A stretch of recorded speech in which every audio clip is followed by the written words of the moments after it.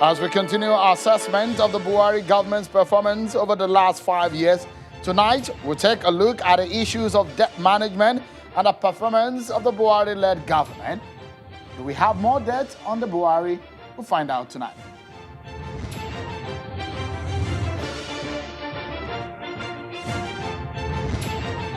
And Senator Oju Uzor-Kalu has been asked to go home after the court today ordered his release from the Kuje Correctional Center in Abuja.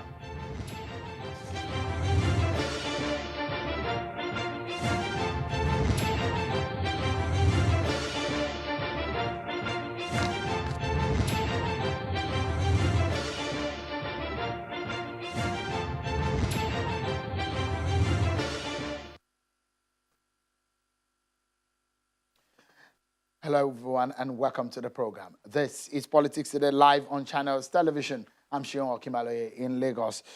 Let's begin by giving you some more information based on the clarification being made by the Presidential Task Force on COVID-19. And this one is about the reopening of religious centers, churches, and mosques. Today, the PTF on COVID-19 says that reopening does not mean that people must go to places of worship. The national coordinator says that worshiping from home is still the safest. Well, in Lagos State, there seems to be a similar situation happening where the government is saying that churches and mosques may remain shut due to the rising number of coronavirus cases in the state. The State Commissioner for Home Affairs, Mr. Anofio Elegushi, told Channel Television after the state ministerial press briefing to commemorate the fourth year in office of Governor Babajide Sanwo-Olu. Distinguished guests, ladies and gentlemen, next I will formally now invite the Honorable... Before the pronouncement, we are meeting, continuously with the religious leaders, with Safety Commission, discussing the possibility, which was ruled out at our last meeting.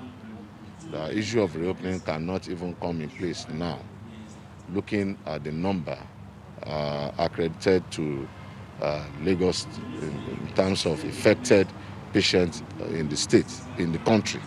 So we ruled out the possibility of reopening. But now that the federal government made a pronouncement, as I said earlier, it is now left to the incident commander, Mr. Governor, to give further directives. But I believe that the figure, the increasing figure, is a major concern to government and also to the religious leaders. Well, then let's tell you about Senator Oju Uzor-Kalu, the former governor of Abia State. The Federal High Court sitting in Lagos has ordered the release of the senator representing Abia North Senatorial District, Senator Oju Uzor-Kalu, from the Kuje Correctional Center in Abuja. Justice Muhammad Liman ordered Senator Kalu's release on Tuesday morning after listening to an application filed by the former governor seeking the setting aside of his conviction. The former governor was convicted alongside his aide, Ude Ogu, a former finance director in the Abia State Government House. The Supreme Court judgment was delivered nullified the entire trial on May the 8th, 2020, on the grounds that the Constitution does not permit a judge elevated to a higher court to return to a lower court to conclude a part-heard case.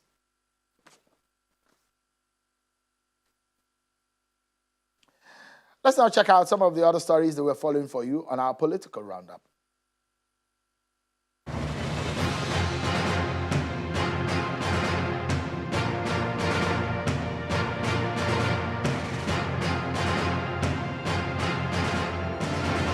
President Muhammadu Buhari today met with Mr. Akinwumi Adesina, the president of the African Development Bank, AFDB. The president has thrown his weight behind Mr. Adesina in support of his stay at the helm of affairs at the AFDB. The meeting was also attended by the Minister of Finance, Budget and National Planning, Zainab Ahmed, Minister of Foreign Affairs, Jeffrey Onyema, and the Chief of Staff to the President, Ibrahim Gambari. The meeting follows a petition by a group of whistleblowers against Adesina, accusing him of breaching AFDB's code of conduct, some of which include private gains, impediment to efficiency, preferential treatment, and involvement in political activities. Adesina has continued to deny these allegations. He maintained that he was innocent. Federal lawmakers have made slight adjustment to the parameters in the medium-term expenditure framework which was submitted by President Muhammadu Buhari. The lawmakers raised the benchmark price for crude oil from $25 to $28 per barrel and reduced the oil production output from 1.9 million to 1.8 million barrels per day. Meanwhile, the House of Representatives is calling for the scrapping of the excess crude account, describing it as illegal. An Abuja High Court has discharged Senator Dino Melaye in the suit filed by the federal government against him over alleged false information.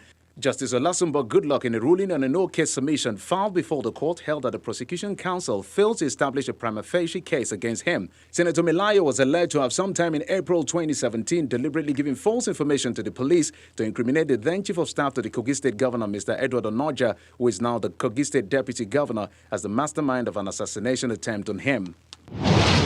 The Minister of Labour and Employment, Dr. Chris Ngige, has dismissed reports of him contesting for governor in his home state of Anambra, saying he is rather too busy presently. The Labour Minister has reiterated his commitment to working together with the federal government towards the economic recovery of the country as the nation battles the global COVID-19 pandemic.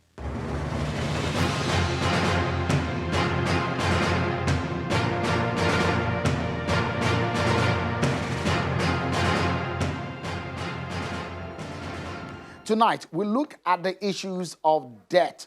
How much Nigeria presently has gotten in terms of borrowing, in terms of loans that we have accumulated over the last 5 years under the President Muhammadu Buhari government. Is that sustainable? The government has said, look, we're still within the threshold that we can afford according to the statistics and the figures that we have. But where do we go from here? Okay, if it's sustainable, what have we used those loans for? We analyze those issues as we analyze the 5 years of President Muhammadu Buhari in office. But before then, let's tell you about the Edo State APC politics. It's as if the governor of Edo State is not done yet, talking about what is happening in his home state after his meeting with President Muhammadu Buhari yesterday. The governor today says he will not leave the APC and is confident of triumph in spite of challenges. Mr. Obaseki spoke when he received members of the group of Edo citizens resident in Abuja.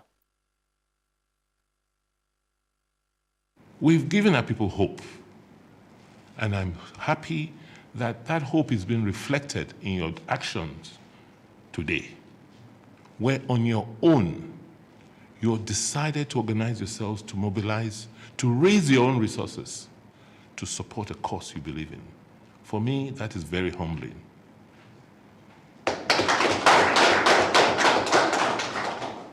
I've chosen the party that brought me in the first place, the All Progressive Congress. No matter the challenges, I will run on the platform of my party.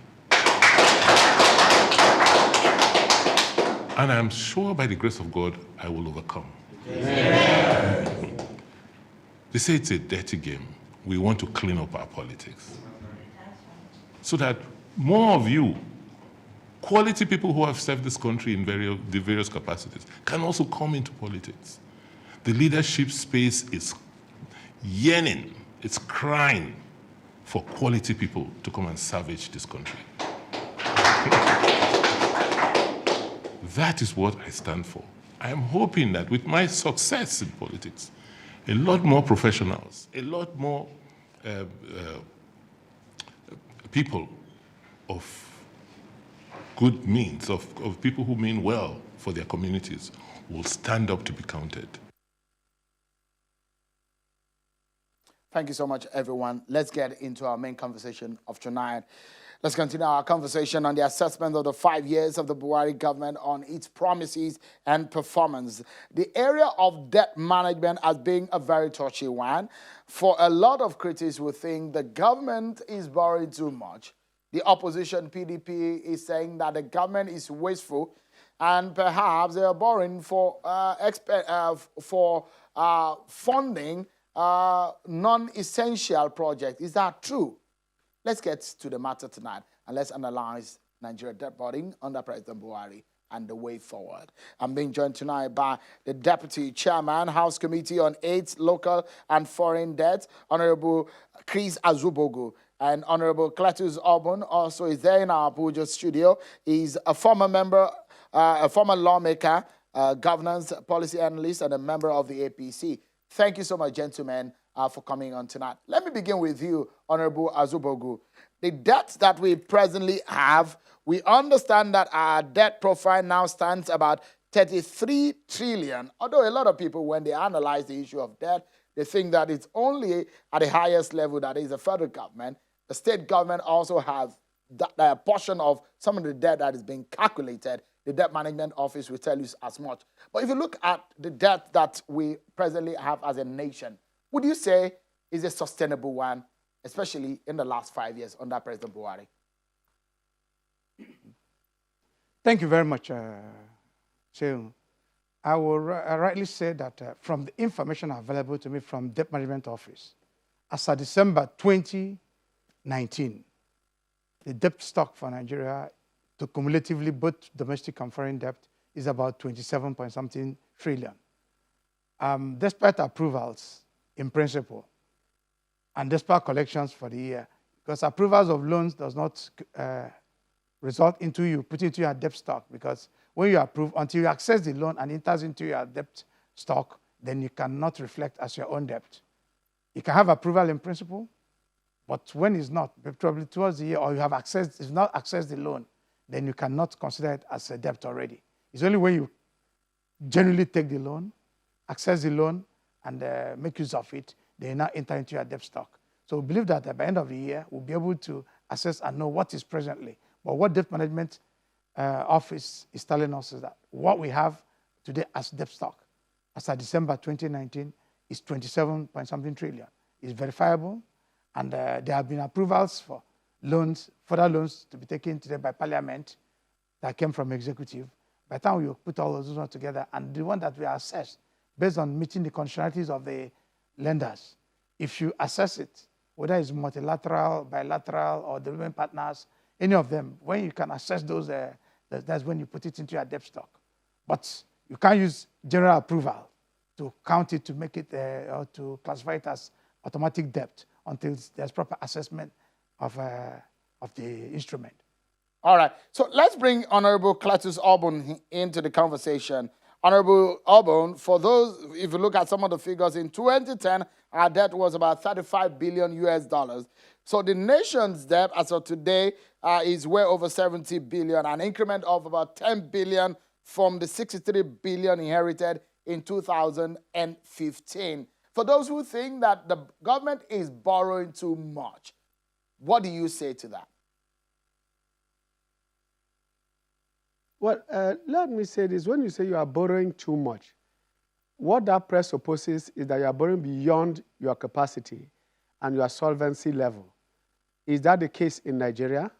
The answer is evidently no.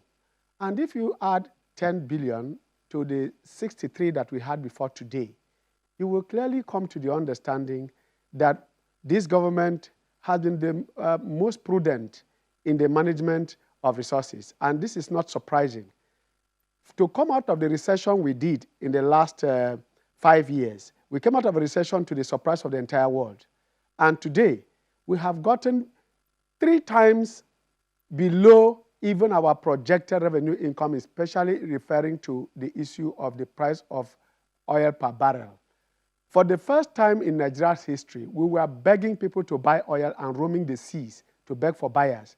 Even the crude marketing department had to go extra mile. And today, we are talking about 38, 27. We got up to 20. At a point, it was even $11 to a barrel. And at a point, there was nobody buying within this period of the COVID-19. So to me, that 10 billion within the last 3 years, if you discover also that at a point when Nigeria got up to 96 average, $96 per barrel of oil, as at 2011, 2014, you will agree with me that this government has gotten its art right, and that what we are doing, no man, even at a personal level, can give money to a man who he knows cannot refund. And therefore, funding of projects, look at the road infrastructure, look at the Onitsha Market Bridge, look at the social investment program, look at even the 774,000 local government, 1,000 per local government that the present government is about to do, about 500 billion naira is about to go into that. All these are things within the so-called debt burden that everybody is crying about. All right. I think this Honorable government Obon, has been very shrewd, very prudent, and Yeah, therefore so- ought to be encouraged. All right. So let's take a break. But when we come back, the presidency, the office of the president has released what they call the scorecard of what they've used the money for in terms of the debt management. We'll take a look at that. And the recent borrowings, we'll look at that. And the question is, can we sustain the manner in which we are borrowing under the Buhari government? That's after the break, everyone. Turn this. Thank you so much, everyone, for staying with us. Let's get back to the conversation. Our conversation tonight is about the 5 years of President Muhammadu Buhari in the area of debt management. How far have we come? Has that been managed very well? Let's get back to the conversation. My guest tonight, Honorable Chris Azubogu, is the Vice Chairman of the House Committee on Aid, Local and Foreign Debt. And with him there is Honorable Cletus Obun, a former member of the House and a chieftain of the APC. Let's get back to the conversation. And let me come back to you, Honorable Azubogu. Take a look at what the federal government said about what some of these, their debt management and some of the things that have been, how they've spent some of these debt and how they've managed it. Take a look at it there on your screen. 300 million diaspora bond for 5 years to coup bond, 350 billion for major road projects across 6 geopolitical zones. Sovereign green bonds have been also taking. But one big question is, Honorable Azubogu, you are a member of the House in this, looking at some of these areas. In 2010, our debt was 35 billion, 41 billion in 2011, 48 billion in 2012, 64 billion in 2013, 67 billion in 2014, 63 billion in 2015. And this is under the PDP government. But if you look at it, it's 73 billion as of today, 10 billion up from the 63 billion in 2015. If you look at that progression, would you say that this government, because I asked you that question earlier, but it seems you missed it out, would you say that this government has borrowed too much? Thank you about Sheung. I want to tell you about issue of borrowing. You cannot decide whether you borrow too much or not too much when you have to look at why you are borrowing. For a government, the issue of borrowing is, what are you doing with the money you borrowed? If you are borrowing to invest in infrastructure that will stimulate growth, I can tell you, once those projects can pay back the money, the issue of debt, there are good debts, there are bad debts. You can't just literally say, when the infrastructure is being built, from the time I've been in the House from the time PDP was here, most of the projects that were conceived, the airports, the highways that are being done, the rail lines, most of these things were initiated, and it continued, because government is a continuum. When this government came in, they continued with it. Some of the projects that were initiated by PDP are being commissioned. You can see being completed. Projects are ongoing. The way Nigeria is, we have high level of infrastructure deficit. And there's no way we can fund it, knowing fully well that we do not have enough ability with our revenue sources. But some Honorable Azubogu, apologies to Botin. Honorable Azubogu, sorry if I may quickly Botin.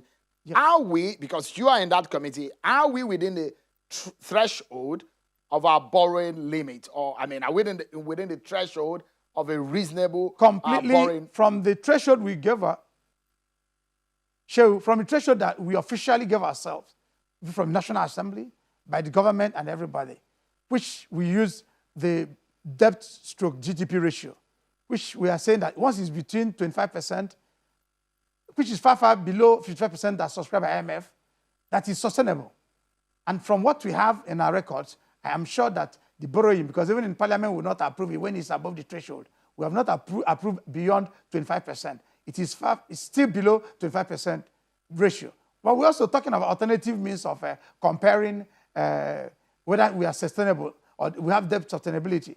When you talk of revenue profile or revenue ratio against debt service, when you do it, the comparison is still between 30-something%, which are still very sustainable by composition of experts in this area. So when you look at it, the potentials of Nigeria being able to pay, yeah, it's a safe time. But if we look at it, I am particular about what the money is being used for and the critical projects that are being looked at. Is it going to drive the economy? Can it pay back on its own? If we in the National Assembly, do you understand, look at it very well. We have some responsibilities of oversight and other things. We are also calling on CSOs to join to ensure that whatever that is being borrowed, we are nobody against borrowing. Define what you are borrowing for, show us what you want to do with it, and we supervise and ensure that it's used for that. Once it's applied well, because the essence of National Assembly is to ensure that we stop corruption, inefficiency, and wastages. All right. That is our duty Yeah. in the National Assembly. Let me bring So once we are Honorable convinced, Obun then into the conversation again. Honorable Obun, for those who have criticized this government, the opposition has been very critical about the issue of debt. In fact, last week, the PDP had a press briefing and said this government is wasteful. What's your reaction on that? It's one of the things I have just discovered about the criticism of PDP. They are habitual complainants. Once you get into government and you are not out of it, the best way in which you add value to your criticism is that criticism must bring alternatives on board. In talking about being wasteful, is it wasteful to complete the second Niger bridge? Is it wasteful to complete the rail between Ibadan and Lagos? Is it wasteful to continue to do the Meduguri Damaturu Potiskum Highway? Is it wasteful to dualize Makodi Abuja Highway? We can go on and on. Lokoja Abuja Highway dualization, is it wasteful? All these projects were started by PDP at a time when we overshot our expected revenue base, in which we were projecting $65 per barrel and got $96 per barrel. And yet we were borrowing up to $8 billion. We are asking you, if we now go to borrow, because we expected our own threshold was what? $55 to a barrel, and we got to 25. We got to 28. It's simply a voodoo economics not to borrow. And what we should be asking for, like the honorable member has rightly pointed out, is this more, are you following your money? Is the money being used for what it is borrowed for? If it is so, then the hue and cry about just figures, just frightened about figures. Definitely, if this government is doing badly, then clearly PDP had been a disaster to this country in terms of economic management. I disagree with you. But I must sincerely thank both of you for your time tonight on the program. So, hello? Yeah, Hello? you wanted to make a comment, but it has to be fast. Maybe in 10 seconds, please. Honorable Azubogu. Fast. I saw that you wanted... The truth is that what we are trying to do is to make sure that every aspect of the economy is involved in the development, especially the infrastructure development. We are looking at where, if we must borrow as a nation, we invest in critical infrastructures. Like we are working and making sure that the rehabilitation of or putting into standard gauge, Port Harcourt, Aba, Umuahia, Enugu, Meduguri rail line. That is the thing that will stimulate growth. We're trying to make sure that the gas infrastructure is pipeline is laid within the places so we can easily. So there are critical infrastructure that we must fight to make sure that they are there. And there are key roads, but most of the roads are not. So we need to. I must sincerely thank you. Vice Chairman on AIDS, Local and Foreign Debts of the House of Representatives, Honorable Chris Azubogu and Honorable Cletus Obun, a member of the APC and a former lawmaker. Thank you so much, gentlemen, for your time tonight on the program. And this is where we draw the curtain, everyone. Tomorrow, we will have a top government official talk on another very important aspect of the Buhari government performance in the last 5 years. Keep it in with us, everyone. That's our show. Bye-bye.